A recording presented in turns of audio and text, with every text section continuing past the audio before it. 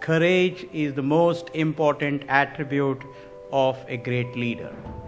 Courage to dream big, courage of conviction, courage to take bold decisions, courage to go against conventional wisdom, and courage to travel the road less traveled. We have learned a lot from every one of our competitors. There is no doubt at all, and we respect them. One of the articles of faith at Infosys is never ever underestimate your competitors. Always respect them. Learn what you can from them, and that's the way you can beat them. Every day we have new issues, new problems, new challenges. There is no doubt at all. In fact, I would always say that today it's the nimble ones that eat the big ones, right? It's not really, size has value, but not as much value as it used to have 50 years ago or 30 years ago. So in that sense, certainly those corporations which use speed, imagination and excellence in execution are the ones that will survive and succeed. So it is absolutely necessary for us to come out with new ideas, new paradigms. It is necessary for us to keep our employees happy, our customers happy, our investors happy. So I don't think the ride is easy. You had a hard time because India was not open to the outside world, was it? Those days, the government was very business unfriendly. It took us a year to get a telephone connection. We used to have a joke, and that is, half the people in the country are waiting for a telephone, the other half are waiting for a dial tone.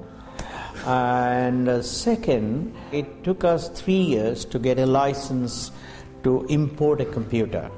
And that was what you were about. You needed a computer to do the job you were doing. Absolutely. So the environment was extremely business unfriendly. But then we said, look, there is a huge global opportunity, and therefore we should stick with it. We stuck with it, and God has been kind to us.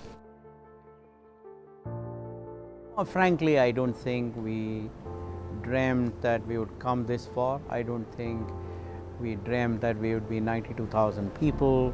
We would probably have 10 or 12 million square feet of space. I don't think we dreamt we would be $4 million plus in revenue, $1 billion plus in profits, around $20 billion in market cap, operating in 39 countries. None of that was dreamt. I think what was very clear in our mind right from day one was that we would seek respect from every one of our stakeholders, customers, employees, investors, vendor partners, government of the land and the society, because our logic was, if we sought respect from every one of these stakeholders, revenues would automatically come, profits would come, etc., etc.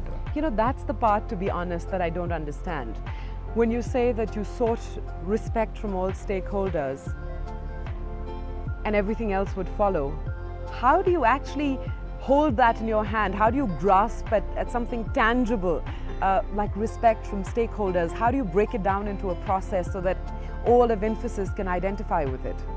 Well, it is not that difficult in the sense that you articulate your value system in a very clear and concise manner. For example, we use the acronym C-LIFE for our value system. That is C-LIFE, customer focus, leadership by example, integrity and transparency, fairness and excellence in execution. So we have created several case studies to demonstrate this value system. We have leaders talking about it, and then people see us walking the talk. And there are situations where you could take a shortcut, and we don't do that. And once you demonstrate the value system by deed, then the grapevine travels so fast, and it replicates itself. It replicates itself. You need luck, because I have seen lots of smart people lots of people who have worked hard, they haven't been blessed. And you need luck. But at the same time, let's remember Louis Pasteur's words that God favors the prepared mind. So you have to be prepared to take advantage of that luck. Luck you need, but be prepared to seize that luck.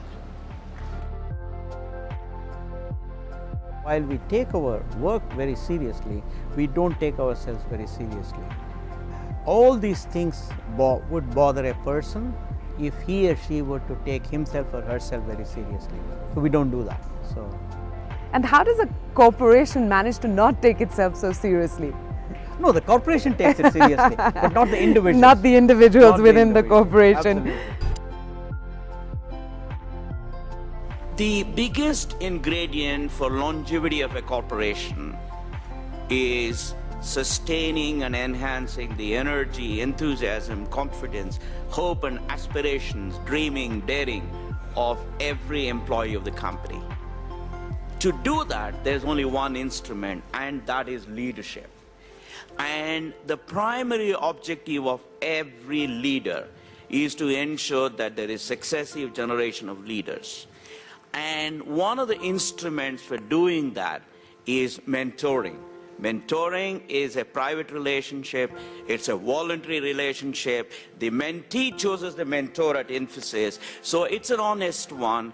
It's one where the moral dilemma, the value system, etc., can be discussed openly and honestly. And hopefully the mentor will use his or her experiential base to give some solutions.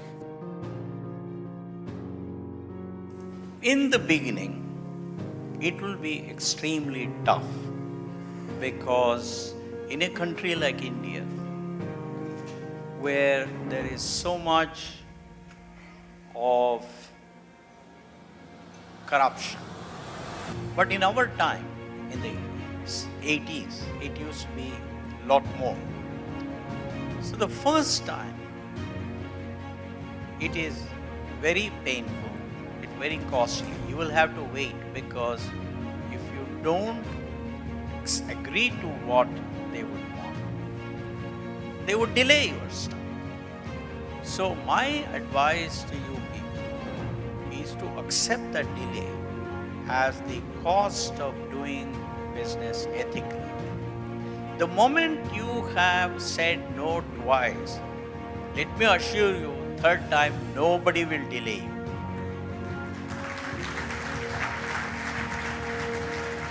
Because even in the mind of the most corrupt person, there is always a desire to get appreciation from honest people. I have found it in so many cases. So therefore, they are also looking for at least a few people that they want respect from. So, therefore, just wait for a few events where you take a tough stand, and afterwards you will become the exception. And when people talk about corruption, they would say, "Look at Atul Nishar. We don't pay. He doesn't pay us any money, but we make sure that all his work is done properly." Because they also wanted a few examples that they can cite that there are good people. And slowly, if everybody stands up, that number will increase. And that's the only way we can make this a country that is rid of corruption. So in the beginning, it is painful. It will mean delays.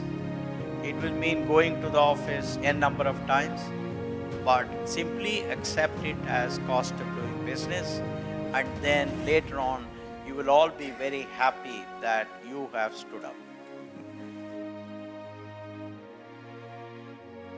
The leaders will have to be trustworthy first before being high performers. Such trustworthiness comes if we act according to the adages. let the good news take the stairs and let the bad news take the elevator.